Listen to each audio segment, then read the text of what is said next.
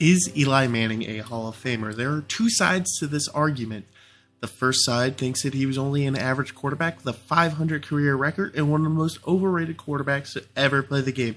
However, the other side believes that he is a Hall of Famer due to the fact that he has won 2 Super Bowls, and only one other quarterback in NFL history has won multiple Super Bowls and not make the Hall of Fame. In today's video, we'll be taking a deep dive into Eli Manning's career stats and comparing him to other Hall of Famers, along with his career achievements, and at the end, I will come up with my thoughts, and I will be posting a poll on my Twitter and YouTube for you guys to let me know what you think. Let's get right into it.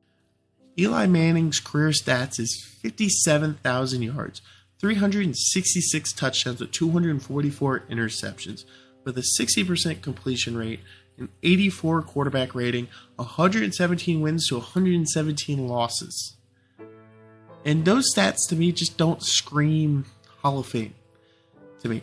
It's an average quarterback, and it's kind of like the argument and why Eli Manning is such a debated quarterback, because let's compare him to another Hall of Fame-esque quarterback and his brother Peyton, who has 71,000 yards passing, 539 touchdowns with 251 interceptions, a 65% completion rate, a 96% quarterback rating with 186 wins to 79 losses. Now you might be thinking that's not the most fair comparison for Eli, as Peyton is one of the best quarterbacks to ever play the quarterback position. However, the difference between the two quarterbacks is so absurd, I couldn't help but show it. As Peyton, again, one of the greatest, but is Eli's statistics good enough to match up to Hall of Fame standards if Peyton Manning's a Hall of Famer? Now, I did pull another Hall of Famer to compare his statistics to, and that quarterback is Joe Namath.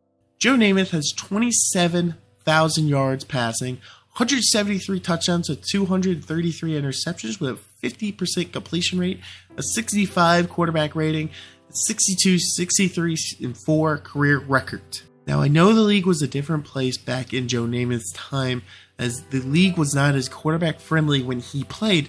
However, it is hard to not note that Eli was just the better quarterback than Namath, who is a Hall of Famer. Namath made the Hall of Fame based on really just one Super Bowl win. Now, Eli has 2.